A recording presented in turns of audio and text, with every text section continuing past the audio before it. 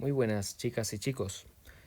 En esta presentación trabajaremos el arte barroco, no solamente en Europa, sino también en España y en Andalucía. Es, como podéis imaginar, el estilo artístico predominante en la Europa del siglo XVII, pero también del siglo XVIII, especialmente en España. Este estilo cobraría muchísima importancia en nuestro país a lo largo de ese siglo. Bueno, ¿de dónde viene ese nombre? Parece ser que el término barroco surgió en el siglo XIX, un siglo en el que ya el barroco estaba perdiendo prácticamente toda la importancia, porque habían surgido otros estilos como el neoclásico, el romanticismo, pero los historiadores del siglo XIX coincidieron en darle ese nombre debido a que lo asemejaban a un tipo de perla irregular que recibe precisamente el nombre de barroca. Irregular como podía parecer también este estilo si lo comparásemos con el anterior, que era el Renacimiento, un estilo muy proporcionado, muy equilibrado y muy racional. En esta pantalla podemos ver las características generales del estilo barroco. Como podemos observar, voy a ir marcando sobre el papel. El barroco es un estilo artístico que se originó en Italia, al igual que también pasó con el Renacimiento, surgió en Italia. Bueno, ¿cuándo surgió? Surgió a finales del siglo XVI, pero sobre todo, como ya hemos dicho antes, el barroco se va a desarrollar especialmente durante el siglo XVII y el siglo XVIII. ¿Qué va a caracterizar a este estilo? Bueno, pues en primer lugar, la expresividad y la preferencia por elementos curvos. A ver, en estas imágenes que tenemos aquí a la derecha, la expresividad la podemos ver, por ejemplo, en la cara de esta mujer que sería Santa Teresa y sobre todo en la relación que tiene con la escena que está viviendo. Esta obra precisamente se llama El éxtasis de Santa Teresa. Ella está viviendo una experiencia mística de proximidad a Dios, está sintiendo a Dios, entonces lo está expresando en su cara. En el Renacimiento este tipo de expresiones no las veríamos, ya que las caras tienen una expresión muchísimo más serena, mucho más sutil, no expresarían tanto. Además, hemos hablado, aparte de la expresividad que la vemos aquí, como ya he dicho, de elementos curvos. ¿Dónde están los elementos curvos? Pues mirad, tenemos muchísimos elementos curvos. Por ejemplo, en la imagen de atrás, en la que aparece un retablo dorado de una iglesia, el elemento curvo principal sería estas columnas. Son columnas salomónicas, las veremos después en otra imagen. Columnas cuyo fuste está totalmente en espiral, es como una espiral. Y también otra característica será la abundante decoración, que como podéis ver, todo este retablo está profusamente decorado. Muchísima decoración, prácticamente no hay un espacio de retablo libre de decoración. Otra característica más será la ruptura con el equilibrio y la armonía del Renacimiento. Sí que es verdad que vemos, por ejemplo, en este retablo, siempre me gusta dividir las imágenes en dos partes, pero el retablo, si lo dividiéramos en dos, pues más o menos es igual tanto por un lado como por otro. Pero se pierde el equilibrio en el sentido de que tiene un exceso de decoración. A veces puede ser solo, como ya he dicho, con la decoración, pero puede ser que el equilibrio se pierda cuando el edificio es más alto de la cuenta. Vemos también en estas imágenes mucho movimiento. Por ejemplo, en esta pintura que tenemos aquí detrás, movimiento y además líneas sinuosas. Vemos aquí cómo hay un movimiento desde la nubecita, donde está el angelito, hasta esta figura que se va elevando. Hay sinuosidad, líneas curvas y mucho movimiento. El barroco como estilo artístico va a ser diferente en los países católicos y los países protestantes. Recuerdo, países católicos en Europa son aquellos que tienen como jefe de la iglesia al Papa de Roma. Aquí el barroco, este estilo artístico, va a ser un instrumento para atraer a los fieles, para hacer que la gente crea en la doctrina de la Iglesia Católica, cuyo jefe principal es el Papa de Roma. Quieren impresionar a los católicos cuando vayan a rezar a la iglesia, cuando reciban una misa, y los van a impresionar ¿cómo? Con enormes e impresionantes, bellos, sobrecargados edificios que les acercarán aparentemente mucho más a Dios. Y por supuesto lo que diga el Papa de Roma, pues es lo verdadero. En el caso de los países protestantes, son aquellos países que no reconocen al Papa de Roma como su jefe, y ya vimos que hay una serie de diferencias en la doctrina. Hay, por ejemplo, cosas que no aceptan, como algunos sacramentos. En el caso, por ejemplo, es el caso, por ejemplo, del sacramento de la penitencia. O, por ejemplo, otros sacramentos como el de la extrema unción, etc. Estos países, recuerdo, eran, por ejemplo, Suiza, parte de Alemania, Reino Unido. El barroco en estos países va a ser un poquito más austero y va a tener menos decoración, especialmente en los países protestantes que se sitúan en la zona de Suiza o de Alemania. En esta otra diapositiva podemos ver las características de la arquitectura. Ya nos vamos a ir centrando en cada una de las distintas artes. Como podéis ver, de nuevo vemos los elementos curvos que se quedan evidenciados en la columna salomónica. Esta columna, recuerdo, cuya parte central se llama fuste, la parte superior se llamaría capitel. El fuste está estriado, va serpenteando hasta el capitel desde la base. Vemos también otras características, como por ejemplo son los frontones partidos. Ahora en la siguiente imagen os podré mostrar un frontón partido. Los efectos de luz o claroscuro que se evidencian, por ejemplo, en esta otra imagen, en la que se aprecia una cúpula, concretamente la cúpula de yeserías de la iglesia de San Juan de Dios en Antequera. Esta cúpula está profusamente decorada, muy sobrecargada, con una decoración de tipo vegetal, que imita a hojitas, por ejemplo, esta de aquí abajo. Y esta decoración, al ser voluminosa, ser tan tupida, crea unos efectos de luz y sombra que vamos a reconocer como claroscuro. Aunque la luz penetre por estos amplios ventanales que hay en la parte baja de la cúpula, en lo que denominamos como tambor, y también entra a su vez por la linterna de la cúpula, esta luz va a ser frenada por los volúmenes generados en la decoración de formas vegetales que hemos mencionado antes. Uno de los principales artistas del barroco es Bernini. Bernini era un italiano que destacó en todas las artes, en arquitectura, en pintura y en escultura.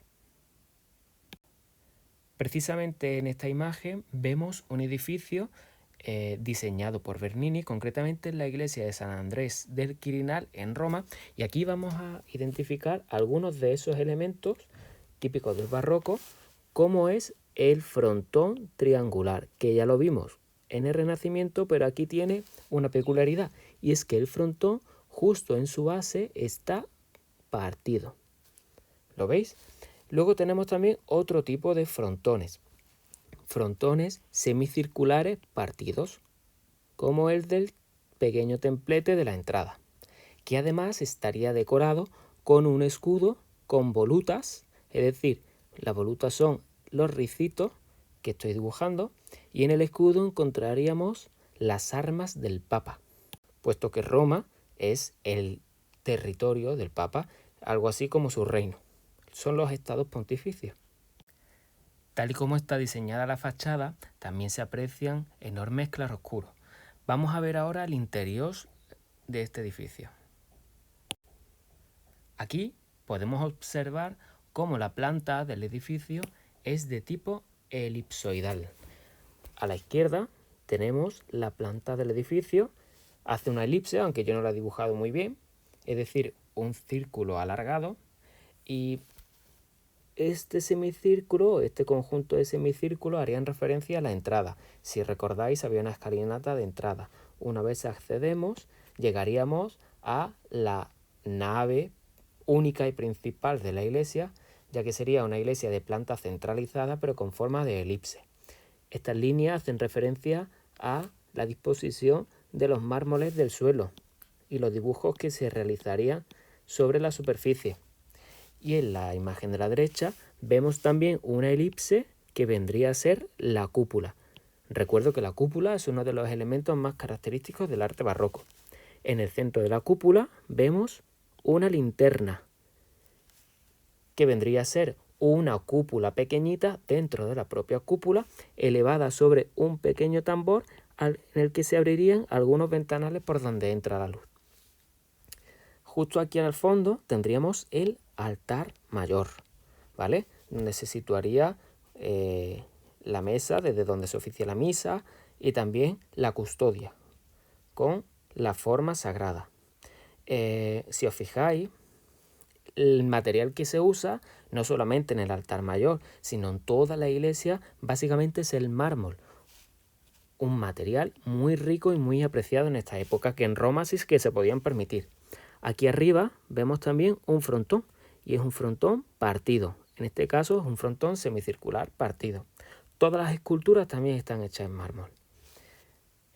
Aquí en esta imagen, debajo a la izquierda, tenemos un detalle del altar mayor. Vemos también una linterna por donde entraría la luz. Y además de esta linterna, justo en la base, salen una serie de rayos dorados que simbolizarían, esto es muy típico del barroco, el simbolismo, los rayos de la luz, que básicamente sería la manifestación del propio Dios. En el altar mayor, justo donde está el cuerpo de Cristo, que es la custodia. No es casualidad que esto sea así. Otra de las obras principales de Bernini fue la Plaza de San Pedro del Vaticano en Roma.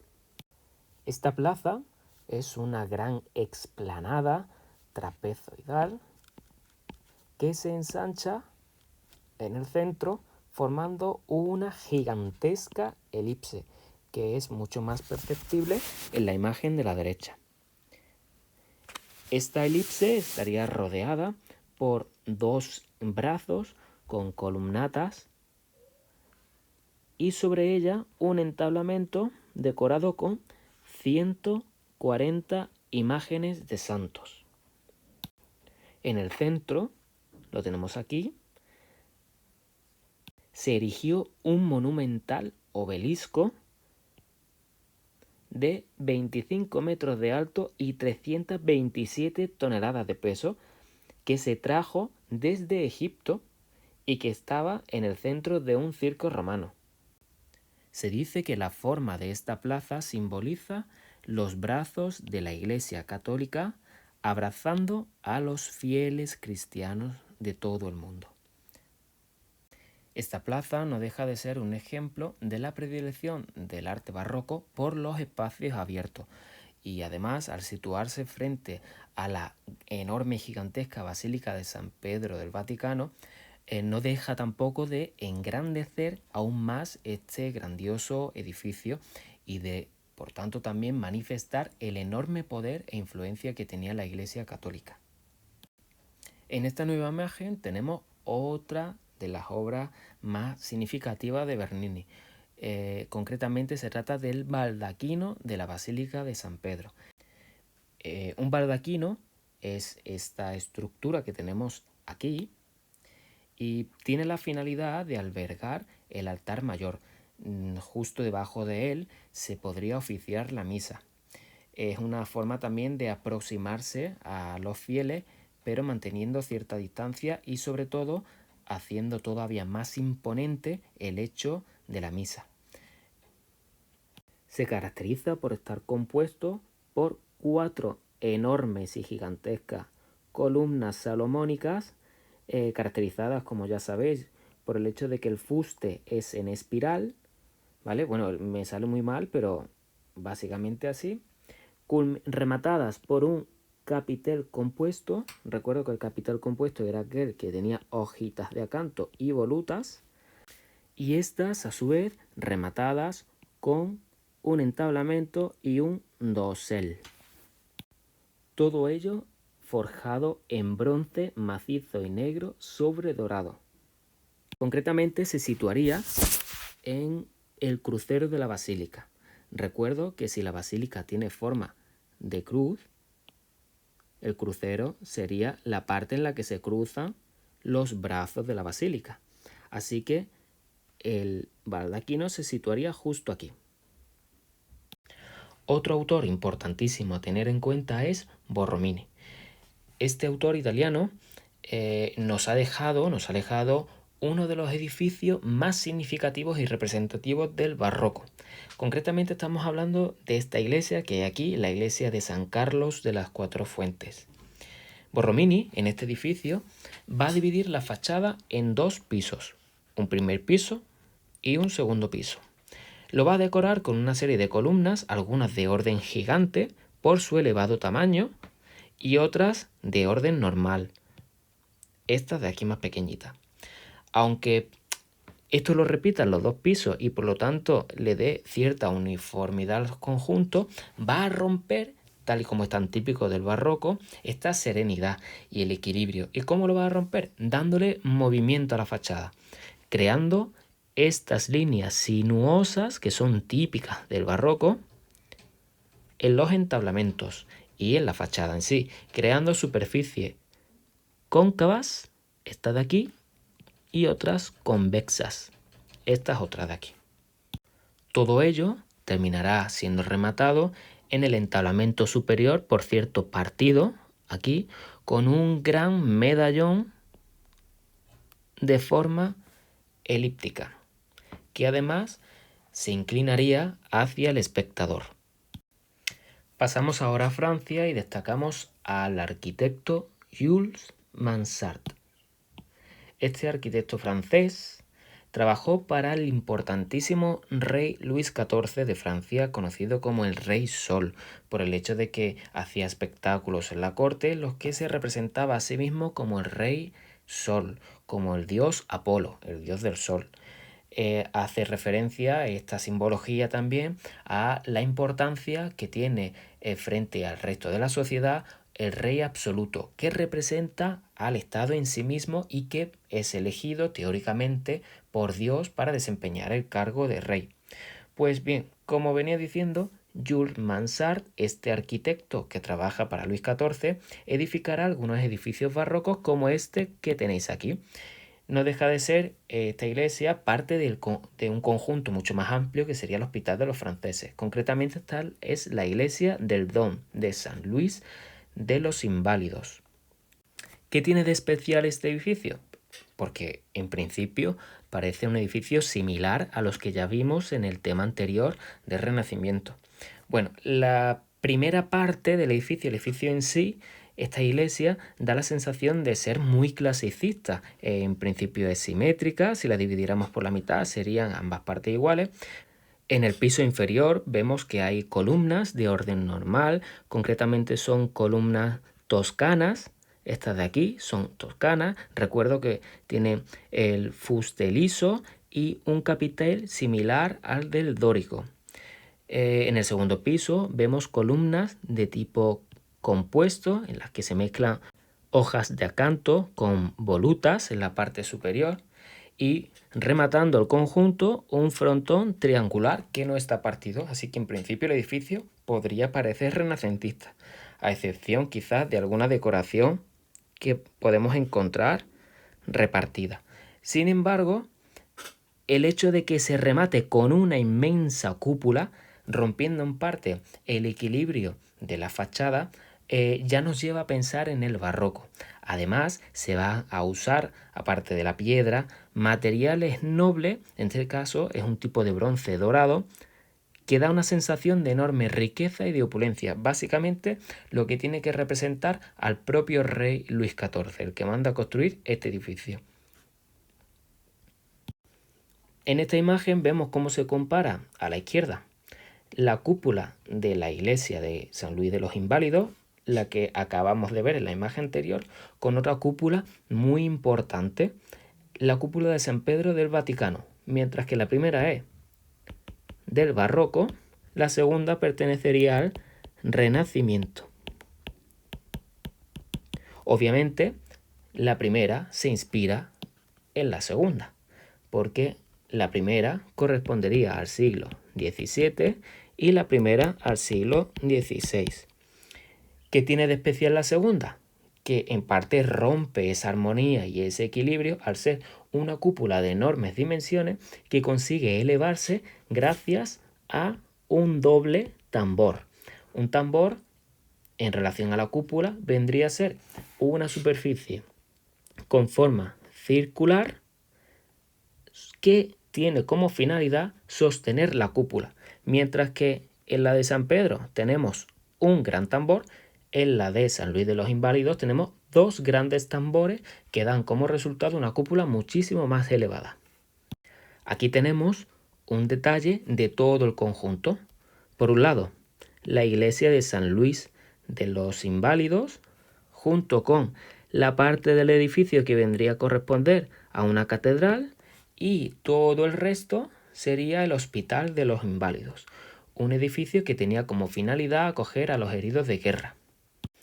En esta otra imagen podemos observar, por un lado, al rey Luis XIV, el rey Sol, rey de Francia, rey que convirtió precisamente a Francia en la primera potencia mundial en el siglo XVII, arrebatando el puesto al Imperio Español, y a la derecha vemos el palacio que mandó crear sobre una pequeña propiedad que perteneció a su padre, Luis XIII. El arquitecto sigue siendo Mansart. A los reyes no les gustaba vivir rodeados del populacho, es decir, Luis XIV vivía en París, como todos los reyes de Francia, pero París era una ciudad excesivamente grande y en algunas ocasiones había sublevaciones cuando el pueblo pues, no se encontraba cómodo con las políticas del rey o su situación económica o social no era favorable. Para evitar posibles disturbios, el rey mandó construir un enorme palacio situado a pocos kilómetros de París pero alejado del núcleo urbano. Además, este palacio, de enormes dimensiones, uno de los palacios más grandes del mundo, va a tener todas las comodidades posibles, puesto que no solamente va a ser residencia real, sino que también va a vivir la corte con él. Es decir, gobernará desde este palacio. Y no solamente habrá estancia dedicada a, por ejemplo, atender a las necesidades del rey, personales, sino también habrá otro tipo de estancia dedicada al ocio y el recreo, no solo del rey, sino de toda la corte. En definitiva, este enorme y majestuoso edificio va a ser símbolo del poder del rey, elegido por Dios para gobernar a los franceses. Una de las estancias más famosas de este palacio es la Galería de los Espejos. Esta galería, diseñada por Mansart y decorada con pinturas que representan la vida de Luis XIV en la impresionante bóveda de cañón, posee dos partes diferenciadas. Por un lado, a la derecha, nos encontramos con una serie de ventanales que dan acceso a los enormes e impresionantes jardines del palacio. Mientras que frente a estos nos encontramos una sucesión de espejos de tamaño gigante como nunca vistos en la época.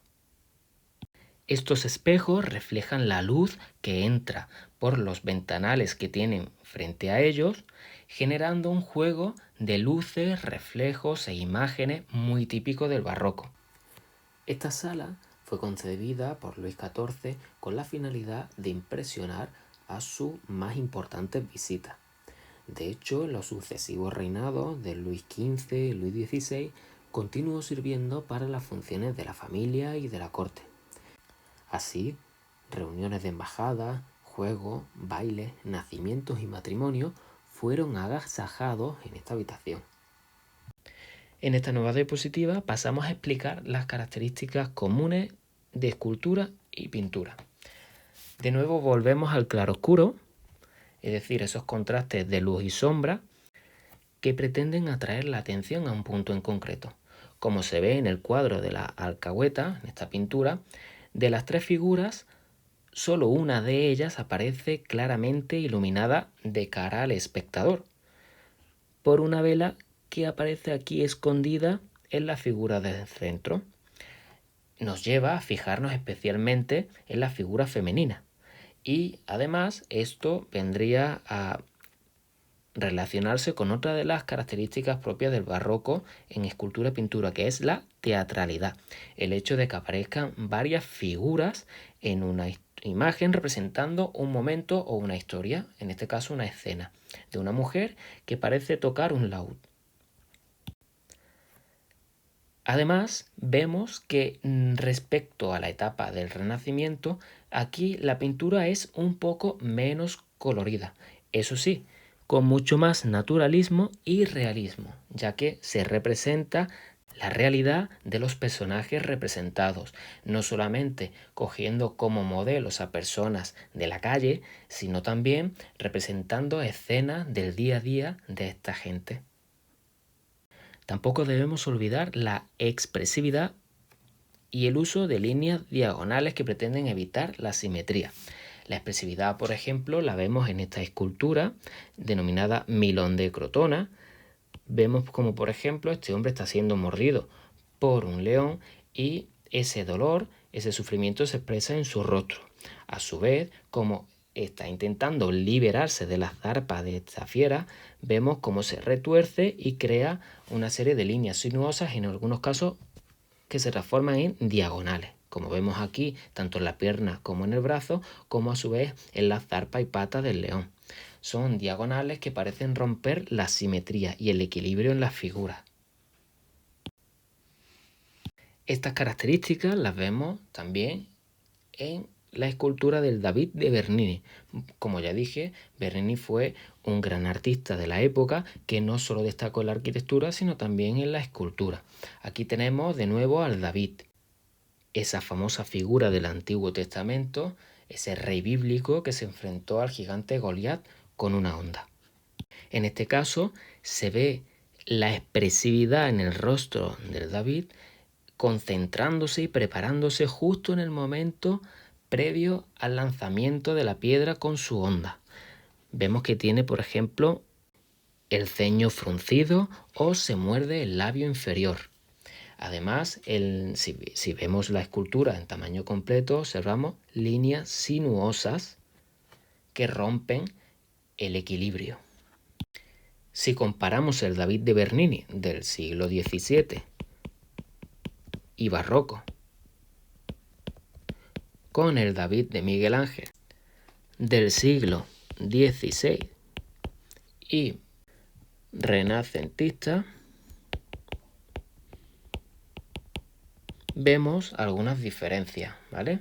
De nuevo aquí, estas líneas sinuosas, la expresividad del rostro, el hecho de que representa una escena, el momento justo previo al lanzamiento de la piedra, y aquí, en el caso de David de Miguel Ángel, una expresión muchísimo más tranquila, muchísimo más serena y en cierta medida muchísimo más inexpresiva. En esta nueva diapositiva vemos dos esculturas. En primer lugar, la de Apolo y Dafne. Está representando un momento concreto de un mito. El mito en el que el dios Apolo, a la izquierda, el dios Sol, persigue a la ninfa Dafne. Una ninfa es un ser mágico del bosque que en este caso intenta escapar a toda costa de la persecución de este dios que locamente se ha enamorado de ella y desea poseerla. Para conseguir escapar de él, la ninfa adquirirá la forma de un árbol de laurel. Y precisamente Bernini lo que hace es representar el momento exacto de la metamorfosis, es decir, la conversión de forma antropoide, forma física humana, a una forma vegetal. En los extremos de la mano se aprecia cómo los dedos se van convirtiendo poco a poco en pequeñas ramas y hojas de laurel. Lo mismo ocurre con los dedos de los pies, que se convierten en pequeñas raíces, o la pierna en tronco. Sin embargo, pese a que el rostro de Dafne expresa el miedo a ser capturada por Apolo, se puede decir que los rostros de ambas figuras son bastante clasicistas, son bastante poco comunes en la realidad.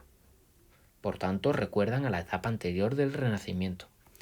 En la figura de la derecha encontramos otro mito similar, que sería el rapto de Proserpina. Algo más expresivo, sobre todo en el rostro de ella, pero también aquí vemos claramente líneas sinuosas en ambas figuras y el detalle y el naturalismo o el realismo manifestado en algunos pequeños detalles como este, en el que se aprecia cómo la mano del dios Plutón, dios romano cuyo equivalente griego sería Hades, dios del inframundo, clava sus dedos en el muslo de Proserpina, esa diosa, hija de Ceres y Júpiter, que sería raptada por el dios Plutón o Hades con la finalidad de ser llevada al inframundo y ser convertida en su esposa. En definitiva, en esta imagen nos vamos a quedar con una idea, la de la fugacidad del instante. Es decir, la representación de un instante concreto, igual que si cogiéramos el mando de la televisión y pulsáramos el pausa. En el éxtasis de Santa Teresa cambiamos la temática mitológica de las esculturas anteriores por la temática religiosa. Ya la hemos comentado antes, se trata de una escena en la que se representa a Santa Teresa sintiendo el éxtasis, la cercanía, la proximidad a Dios, una experiencia mística que le acerca a la divinidad, y eso se plasma en su rostro. Además, los ropajes tienen una serie de pliegues que acentúan el efecto de claroscuro tan deseado en el barroco, ese juego de luces y sombras que da mayor dramatismo y expresividad al conjunto.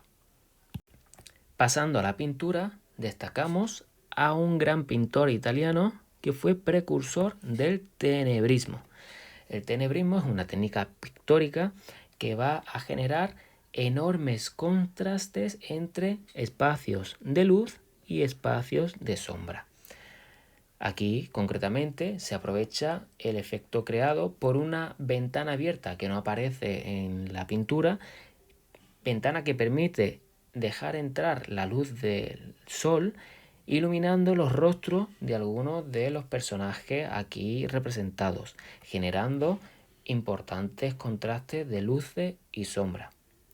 Exactamente ocurre lo mismo en este otro cuadro, concretamente en la incredulidad de Santo Tomás. Esta escena ya os debe sonar. Se trata del apóstol Santo Tomás hincando su dedo en una de las llagas de Cristo. Cuando éste resucita, Santo Tomás duda de que realmente esta persona sea Jesucristo resucitado, por lo que Jesucristo le dice: introduce tu dedo en mi llaga y verás que soy yo efectivamente. Y eso fue lo que ocurre. Caravaggio vuelve a hacer uso de ese contraste de luces y de sombras.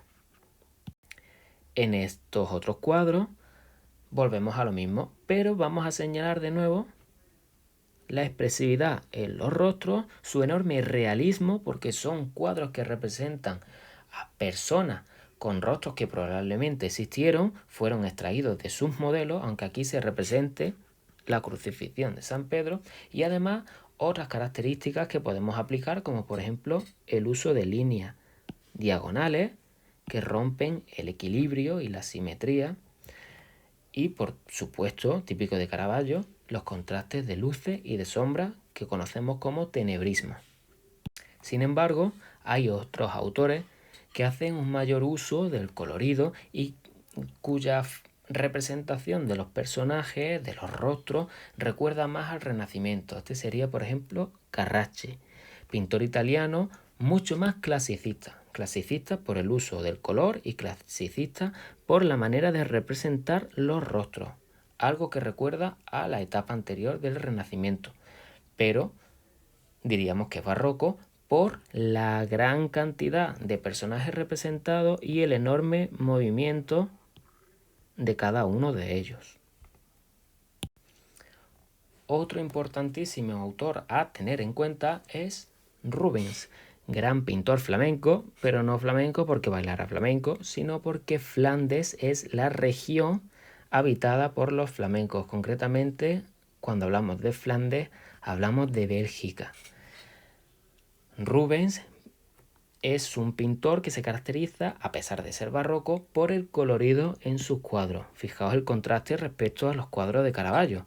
El tenebrismo no lo vemos aquí, no vemos ese contraste de luces y sombras tan marcado y además ese uso de colores más apagados, sino que aquí vemos una explosión importante de colores.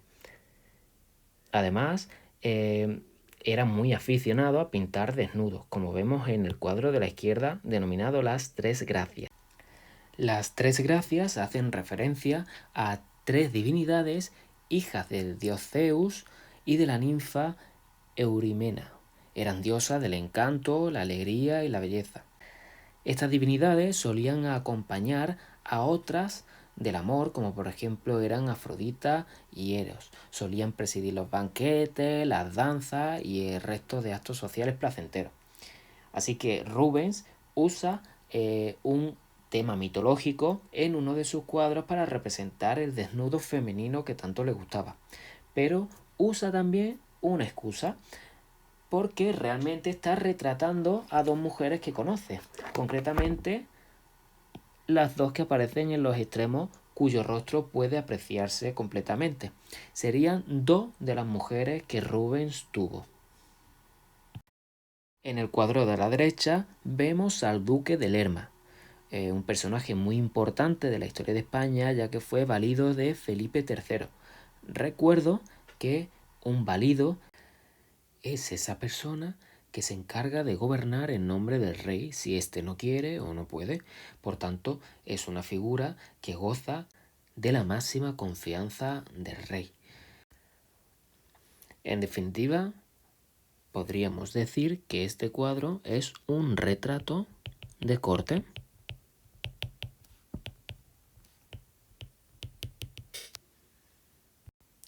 Por último, destacar a dos figuras importantes también del arte barroco, como pueden ser Rembrandt y Vermeer, grandes pintores holandeses de este estilo. En el caso de Holanda, es importante señalar que la burguesía es la principal mecenas. Mecenas, recuerdo, es aquella persona o grupo de personas que financian obras de arte, es decir, pagan y consumen obras de arte. El hecho de que sea la burguesía el principal consumidor de arte barroco va a hacer que la temática ya no sea exclusivamente religiosa, como por ejemplo lo es en otros países de Europa, sino que también la temática va a estar relacionada con la vida cotidiana, los gustos o los oficios a los que se dedique la burguesía. El cuadro de la izquierda es uno de los cuadros más importantes del pintor Rembrandt. El nombre de esta obra es Lección de Anatomía del doctor Nicolas Talp. En esta obra lo que se representa es cómo el doctor Talp disecciona un cadáver, una actividad, por cierto, muy poco frecuente, ya que la iglesia o la religión en muchos casos se interponía a este tipo de prácticas. Como podéis ver, al igual que Caravaggio, Rembrandt hará uso del claroscuro en muchas de sus obras. De hecho, algo de los elementos más comunes en todas sus obras pictóricas. En el cuadro de la derecha vemos cómo el pintor Vermeer realiza una obra mucho más colorida que la anterior y representa a una mujer vertiendo leche en un cazo. Es conocida como la lechera y es un cuadro de tipo costumbrista, ya que se centra en representar pues, una escena de la vida cotidiana muy común, muy corriente de alguien del pueblo llano. Y bueno, hasta aquí la presentación de arte barroco relacionada con este estilo en el continente europeo. Hemos hablado de arquitectura, pintura y escultura. Hemos señalado a los principales artistas de este tiempo, pero solamente en Europa. Más adelante os mostraré otra explicación sobre una presentación en la que se hablará del arte barroco en España y en Andalucía. Espero que haya servido para comprender, aunque sea un poco por encima, las características básicas de este estilo. Un saludo y que tengáis muy buen día.